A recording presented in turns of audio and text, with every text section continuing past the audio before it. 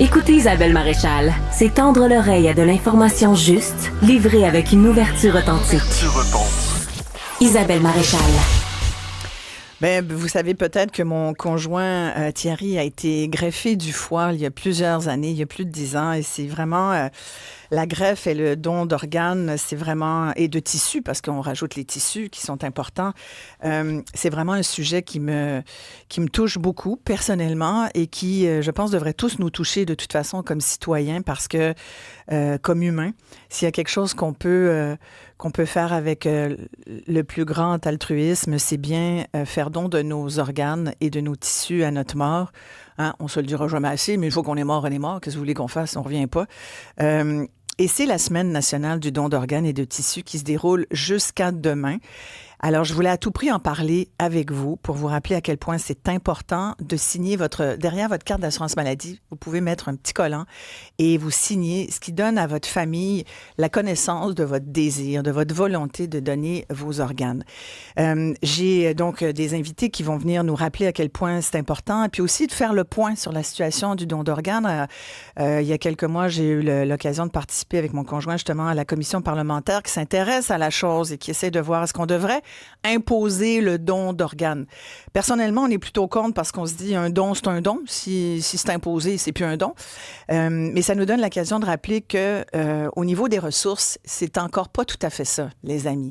Et quoi de mieux que de faire témoigner des gens qui le vivent? Carl Saint-Laurent et son fils Édouard sont avec nous en studio. Carl, merci d'être là. Vous avez reçu une greffe du cœur. Oui. Et là, c'est votre fils, Édouard, qui est avec nous également. Oui. Merci, Édouard, d'être là. Qui attend une greffe, qui attend un cœur, lui aussi, en compagnie, bien sûr, du docteur Pierre Marcellet, qui est avec moi en studio. Merci, Pierre. Bonjour. Professeur clinique à la Faculté de médecine de l'Université de Montréal, interniste intensiviste à l'hôpital de Sacré-Cœur de Montréal, puis tu t'occupes de ça depuis tellement longtemps, Pierre. Hein? Oui, ça fait plus de 30 ans. Voilà. Je reviens à vous, Carl. Parlez-moi de votre histoire à vous avant qu'on parle de celle de votre fils, Édouard. En fait, moi, mon histoire, ça s'est passé assez subitement. Moi, je suis une personne en très grande forme. Je suis un entrepreneur, j'ai une entreprise. Puis, du jour au lendemain, je pensais que je faisais un burn-out, que j'étais très fatigué. Comme un bon entrepreneur, j'ai fait ça longtemps. Ouais, on se plaint pas. Ouais. Exactement. Puis, quand je me suis finalement allé à l'urgence, ça l'a déboulé là, comme une catastrophe. Là. En quelques heures, j'étais rendu aux soins intensifs. Ils m'ont transféré à McGill. Ils ont essayé plusieurs fois de faire des choses pour aider mon cœur qui était très dilaté, donc il était problématique. Mon cœur a arrêté même 3 fois là, pendant tout ça. Oh. Donc après tout ça, ils ont décidé de mettre un cœur mécanique. Exactement ce qu'Édouard a présentement. Il y a un cœur mécanique dans son sac. Donc j'ai eu, moi, 1 an et demi, un cœur mécanique qui me donnait envie, qui me permettait de retourner à la maison, travailler encore un petit peu. Et j'ai été greffé 1 an et demi après. Et ça fait combien de temps de ça? Là, ça va faire 7 ans au mois de septembre. Wow. Donc, ça va super bien. C'est incroyable. Là. Je veux dire, comme je disais tantôt au docteur, mon entreprise avait 5 employés quand j'ai été malade, puis je suis rendu à 50 employés. Là, donc, ça l'a complètement redonné une vie. Je suis plus en forme que j'étais. Là. J'avais un cœur qui fonctionnait de moins en moins bien sans m'en rendre compte. Puis là, du jour au lendemain, je tombe avec un cœur qui fonctionne super bien. Ouais. Donc, ça a été vraiment tout un changement, toute une épreuve. Mais la fin est très joyeuse, malgré que du côté, c'est toujours blanc puis noir. Là, parce qu'à tous les 14 septembre, je me rappelle qu'il y a une famille qui a perdu son enfant. Mais au moins, je me dis que ça a servi à quelque chose, puis je fais super attention à ce cœur-là, puis je m'assure de faire du bien dans la société, pour dire que j'ai eu ce don-là, puis je vais l'utiliser jusqu'à la fin. Oui, c'est sûr qu'on pense toujours à la famille de son donneur. Vous savez que c'est une personne relativement jeune? Oui, parce que mon chirurgien m'a dit que ça serait un cœur jeune, parce que moi, vu que j'étais vraiment un cas spécial, moi, j'étais en super forme 2 jours avant. Fait que, il m'avait dit... On va vous trouver un cœur en très bonne santé. Il m'avait dit environ quel âge qu'il cherchait. Donc, je le sais que c'est à peu près ça. Puis, je le sais que c'est un gars parce que moi, j'ai écrit à la famille. Vous avez écrit? Par Transplant Québec, on peut envoyer une lettre. Puis, eux vont l'envoyer à la famille. Puis, la famille m'a répondu. Puis, dans la lettre, ça disait mon fils. Donc, je sais que c'est un gars. Puis, c'était super touchant parce que la mère qui m'a écrit, elle a dit « Quand j'ai donné les organes de mon fils, je pensais que ça servait à rien. Mais aujourd'hui, en voyant ta lettre, je sais que mon fils serait fier de moi. Mm. Moi, ça m'a touché super gros. Je me dis, Ça touche tellement. Ça touche tellement. C'est ça. Ouais. Donc, ça donne un sens un peu à cette tragédie-là de donner ses organes. Là. Tout à fait. Et là, aujourd'hui, c'est votre fils Édouard. Oui, là, on a eu un hiver catastrophique. Le pire cauchemar de ma vie. Là. Le jeudi, Édouard, il faisait des try-outs pour être volleyball élite au cégep le jeudi soir. Puis le vendredi soir, on rentrait à l'urgence pour une pneumonie qu'on pensait. Il toussait. On se disait, c'est rien. Puis la même affaire, en 2 heures, il était rendu à Sainte-Justine, transféré en ambulance, en urgence. La catastrophe, toute la nuit, là, il était sur le bord de l'opérie. On comprenait pas là, que du jour au lendemain, il pouvait jouer au volleyball le jeudi soir, puis le vendredi. Puis la même chose, lui, évidemment, ça a été moins dur à l'hôpital que moi. Fait qu'ils ont essayé pendant 3 semaines de donner des médicaments pour essayer de ne pas se rendre jusque-là. Mais après 3 semaines, ça fonctionnait jamais. Et c'est la même chose. Une maladie au génétique, début, c'est ça? Au début, moi, il ne savait pas c'était quoi parce que la génétique n'était pas assez avancée pour trouver c'est quoi. Il pensait que c'était un virus. Je savais pas. Quand Édouard, ils ont eu ça, ils ont dit ça se peut pas qu'on ait 2 fois le même virus rare. Là. Fait que là, ils ont fait des tests de génétique. Puis comme la science a plus évolué, ils savent c'est quoi, là, c'est le gène TNNT2. Là. Fait qu'ils savaient exactement c'est quoi. Ils l'ont identifié. Puis là, il reste ma fille. Parce que ma fille, elle a une chance sur 2 d'avoir ce gène-là. Puis là, on attend les résultats de elle pour voir si. Elle a quel âge, votre fille? Elle a 17 ans. Ouais. Et toi, Édouard, tu as? Moi, j'ai 16 ans. Tu as 16 ans. Puis là, tu as ton cœur dans ton sac, un cœur mécanique. C'est ça. Ouais, depuis c'est ça, combien de temps? J'ai ça depuis environ 2 mois. Je suis rentré à l'hôpital, c'est ça, pour 3 semaines. Puis après ça, je me suis fait... j'étais allé en chirurgie cardiaque. Fait que ça fait environ 3 semaines là, que je suis sorti de l'hôpital. Là, puis, je reprends en bonne mine. Je reprends des forces. Je trouve... Je développe vraiment bien. Là, mon père, ça a été pas mal plus difficile pour lui. Là. Il y a eu beaucoup plus de problèmes. Moi, j'ai eu la chance de... Je suis jeune, je suis sportif, je bouge. Puis c'est ça, je reste quand même en bonne forme. Là, fait que je suis pas mal content d'avoir pour ça. Et là, donc, on t'a mis sur la liste de Transplant Québec? Oui, je suis en ce moment sur la liste. Je suis en attente d'un cœur. Et comment tu vois ça? Ben, tu sais, moi, de plus en plus que ça s'avance, plus en plus que j'ai envie de l'avoir. Ouais. Tu sais, vivre avec ça, c'est assez désagréable. T'as tout le temps un sac à transporter, la douche, c'est difficile. Faut tout le temps que tu te caches ton pansement. Tu sais, il y a beaucoup d'inconvénients que, tu sais, dans la vie normale, tu vis puis t'as pas ce problème-là. Puis là, finalement, t'arrives puis tu dois passer 30 minutes à juste rentrer dans la douche. Fait que... moi, quand je vais avoir le cœur, ou si je sais que j'ai lui, là, que lui, ça se passe super bien avec son cœur. Fait que moi, je vois ça. Puis moi, il en prend soin. Exact. C'est fou, hein? Il faut avoir été... Moi, mon conjoint dit ça souvent, prendre soin de l'organe qui lui a été donné. Puis c'est important, je pense, docteur Marcellet. Hein, je pense que les receveurs sont conscients de ça. De la deuxième chance à la vie qu'ils ont eue. Hein, Carl, vous l'avez dit, je prends soin de cet organe-là. C'est un don. Là, j'en prends pas juste soin de l'organe, je prends soin de ce que je fais avec. Oui, exact. Dans ma vie tous les jours, j'essaie d'être une bonne personne, j'essaie d'aider à la société parce que je me dis, j'ai eu cette chance-là, il y a quelqu'un qui est décédé qui n'a pas eu cette chance-là. Fait que je peux pas juste rester une personne normale. J'essaie de vraiment... C'est pour ça que je suis ici aujourd'hui, c'est pour ça que je fais plein d'efforts comme ça parce que il faut que j'apporte juste ce besoin-là. Et Édouard, on t'a dit que ça prendrait combien de temps pour que tu aies un nouveau cœur? Ils ont dit, vu que je suis un peu plus jeune, ça se pourrait que ça prenne moins de temps que mon père. On dit environ 6 mois. Lui, mon père, ça l'a pris 1 an et demi. Fait que, espérant l'avoir le plus rapidement possible. Exactement, quand plus je passe du temps avec un cœur mécanique, moins j'ai envie de l'avoir. Parce que plus tu remarques que c'est pas agréable de l'avoir. Ah ben non, c'est sûr, c'est sûr. Plus j'ai envie juste d'avoir un cœur puis de vivre ma vie que j'avais avant.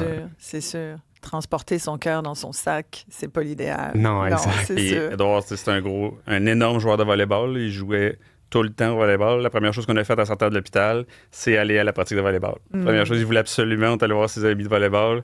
Fait que, ça a été encore plus dur, je trouve, pour lui, parce qu'il est jeune, parce que sa vie tournait autour du volleyball. Moi, ma vie tournait autour de mon entreprise. J'étais capable de retourner travailler. Là, lui, jouer au volleyball, c'est difficile. Mais il y a une grande inquiétude quand même, j'imagine, pour votre fils, là, parce qu'on s'inquiète. On s'inquiète. En fait, parce que les listes sont... Je veux dire, quand on regarde les chiffres, puis mon conjoint qui suit les stats de transplant avec beaucoup, beaucoup d'intérêt...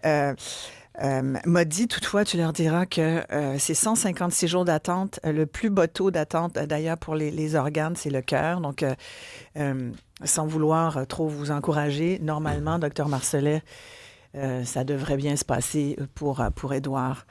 J'espère. Nous, l'avantage qu'on a, c'est que le cœur mécanique, ça donne quand même une bonne qualité de vie. C'est pas comme plein d'autres maladies que je connais pas, je suis pas expert là-dedans, mais je veux dire, il n'est pas pris à l'hôpital, il n'est pas trop en souffrance. Fait que ce qui est plus difficile, présentement, c'est pas tant l'inquiétude parce qu'on a mon expérience. On le sait que ça va bien aller. C'est ça. Ce qui est difficile, c'est la douleur, les choses, ça, c'est vraiment compliqué, là, mais sinon, on est quand même assez optimiste. Là. Bon. Témoignage, beau témoignage, le père, le fils. Ben, justement, quand on s'est parlé un petit peu avant de rentrer, j'ai dit, savez-vous, on a un pique-nique, la mission du Dr Marcellet, ce dimanche au Mont-Royal. On a des familles de donneurs qui, pour eux, c'est très réconfortant de voir des receveurs, puis de voir que vous avez ce souci d'essayer d'améliorer le monde, de faire des bonnes choses. Pour eux, ça les rassure, sont fiers d'avoir fait ce qu'ils ont fait. Ils le faisaient parce qu'ils savaient que c'est ce qu'aurait souhaité la personne. C'est ça. Alors, puis, en tout cas, chapeau pour ce que vous souhaitez faire. Parce que, Dr Marcellet, il faut quand même le dire, il y a beaucoup de choses à dire sur le don d'organes et de tissus. Ce qu'il faut dire, je pense, c'est ce qu'on dit un peu chaque fois qu'on se voit, malheureusement. C'est-à-dire que il y a pas... Je regardais les chiffres, là. Je pense que la population augmente, fait qu'on espérait que le don d'organes et de tissus augmente. Or, ça stagne. Et au niveau des ressources, c'est toujours aussi compliqué. Fait que là, on a cette espèce de débat, on devrait-tu l'imposer, pensant peut-être que ça réglerait la situation. Mais le véritable problème, puis vous l'avez déjà dit, mais vous allez le redire, c'est pas ça. En fait, on ne regarde pas le problème où il est. Tant qu'on va regarder, puis on va insister sur le fait qu'il faudrait que les gens donnent les organes, c'est qu'on ne regarde pas au bon endroit, puis on va faire toujours la même erreur. Le problème n'est pas un problème de donneur. Par exemple, en 2009, on donnait autant d'organes que maintenant, ou à peu près, presque. Ça prenait 29 heures entre un consentement et un prélèvement. En 2025, puis entre 2009 et maintenant, là, il y a eu plusieurs années qui étaient des meilleures années que l'année passée. Là. En termes de dons. Là. En termes de dons, il y a eu des meilleures années que l'année passée. Là, on dépasse les 80 heures. C'est 3-4 jours que les familles attendent. Les familles sont découragées. 3-4 jours à partir du consentement. Aujourd'hui, en 2025? Oui, on ne compte pas les jours avant. Parce qu'une personne, on essaie de la sauver, ça prend 3, 4, 5 jours. Puis là, à partir de ce moment où on ne peut plus la sauver, les gens consentent au don d'organes. Puis là, à ça, on rajoute les gens se découragent. Et pourquoi? Mais pourquoi c'est si long? Parce qu'il n'y a pas de salle d'opération pour les chirurgiens pour prélever et pour transplanter, parce que elles sont rares. Donc, je vais avoir une place au bloc. Quand est-ce qu'on va se trouver une place? Bien, dans 3 jours. Parce que il faut trouver le receveur 1, 2, 3, 4, 5, les rentrer dans leurs hôpitaux, faire les investigations. Et tout ça prend du temps par manque de ressources. Il manque de ressources pour, le patient qui attend aux soins intensifs, le donneur, qui est aux soins intensifs plusieurs jours de plus, qui consomme un lit de soins intensifs, qui annule des salles d'op pour un autre patient qui aurait dû se faire opérer pour un cancer ou pour un autre problème urgent, mais qu'on annule parce qu'il n'y a pas de place aux soins intensifs. Donc, c'est un effet boule de neige, c'est un effet domino qui a un impact partout. Donc, si on accorde des ressources pour prendre en charge un donneur d'organes et qu'on accélère le processus pour pouvoir aider les équipes de chirurgiens qui ont besoin d'une salle d'op. Vous savez, en France, là, quand on dit qu'il y a un donneur d'organes, une fois qu'il est décidé à monsieur un tel, le chirurgien s'engage à venir le chercher en moins de 24 heures. C'est 24 heures. S'il ne peut pas, on va le passer au receveur potentiel suivant. Mais on n'étire pas 3, 4, 5 jours comme ça. Et si nous, on étire ça 3, 4, 5 jours, bien, on surcharge. Le système est saturé. On ne peut pas faire plus. C'est pour ça que depuis des années, on reste au même point. Parce qu'on a beau doubler et tripler le nombre de donneurs, on n'en fait pas plus. Le système est saturé. Mais là, en plus, on nous dit qu'on n'a pas une scène pour rien. On reporte des projets d'hôpitaux. Est-ce que vous diriez qu'en ce moment... Bien, combien ça coûte un cas mécanique? Ouais. Combien ça coûte la dialyse? La dialyse, ça coûte 1 million et plus d'1 million de dollars. En fait, c'est pas vrai. Un donneur d'organes va économiser à la société 1 million de dollars par rein. Un donneur, c'est 2 reins. Donc, en absolu, ça, on inclut les coûts de chirurgie, des médicaments et de tout ça, là, parce que la dialyse, ça coûte cher. On sort une personne de dialyse, on économise des sous. Imaginez, là, si une année, on donne 200 reins de plus, on économise à la société en absolu 200 millions de dollars. Ouais. Et c'est en plus de l'économie, c'est la qualité de vie qui est améliorée. Donc, c'est des investissements... Il a engagé 45 personnes de plus. Ça fait travailler du monde. Exactement. Non, mais tu sais, il faut chercher des arguments pour convaincre les politiciens. Après ça, moi, les cœurs mécaniques, ça coûte très, très cher. Là. Ça coûte plus de 150 000 pièce. C'est usage unique, ce qui fait que si on greffe une personne, au lieu de mettre un cœur mécanique, si on en greffe 10 de plus, au lieu de mettre 10 cœurs mécaniques, on vient de sauver 1,5 million. Est-ce que vous Pas diriez... juste le cœur mécanique, il y a tous les rendez-vous, toutes les... on va 2-3 fois par semaine voir les cardiologues, on utilise beaucoup le système. Est-ce que tout le don d'organes et de greffe au Québec, tout ça fait les frais de ce qui se passe en ce moment, de cette mauvaise gestion du réseau de la santé? Moi, je pense que les gens, les gens ne sont pas conscients des économies générées. Ils ne voient pas ça comme un investissement, ils voient ça comme une dépense. OK? Et pour moi, c'est un investissement.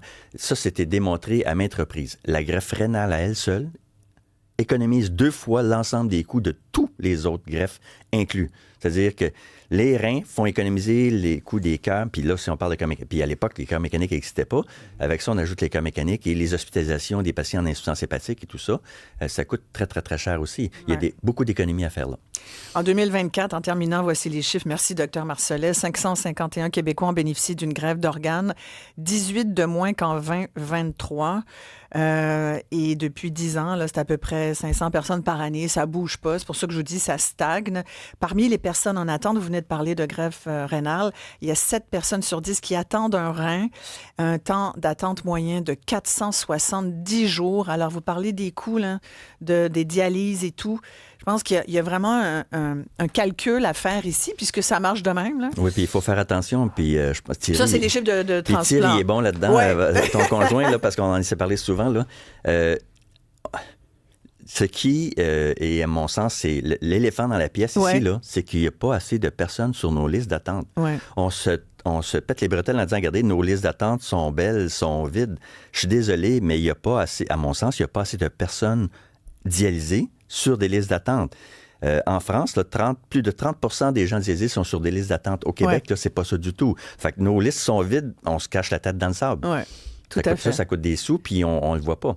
Oui. Mais écoutez, on rappelle donc ce dimanche... Oui, des familles de donneurs, des receveurs et des personnes en attente d'organes vont venir à un pique-nique au Lac des Castors ce dimanche. On va commencer vers 10h, 10h30. Il annonce la pluie, mais en tout cas, nous, on va y être. C'est pas ça qui nous inquiète. Mais on va avoir du café chaud, du chocolat chaud, on va avoir des bagels chauds, on va avoir toutes sortes de choses. Et on le dira jamais assez. D'abord, Édouard, écoute, toute la meilleure énergie possible. On est derrière toi, on est avec toi. Merci, Carl. C'est un post Facebook qui nous a mis au courant de votre histoire. Merci beaucoup à tous les deux, vraiment. Puis je vous embrasse fort.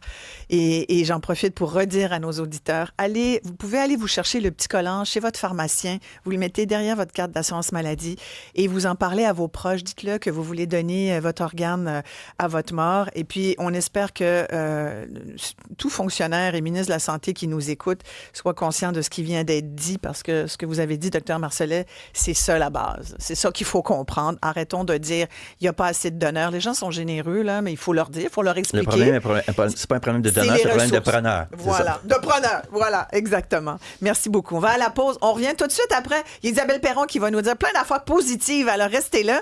Et bien sûr, le service à l'auto, c'est vendredi avec Antoine Joubert.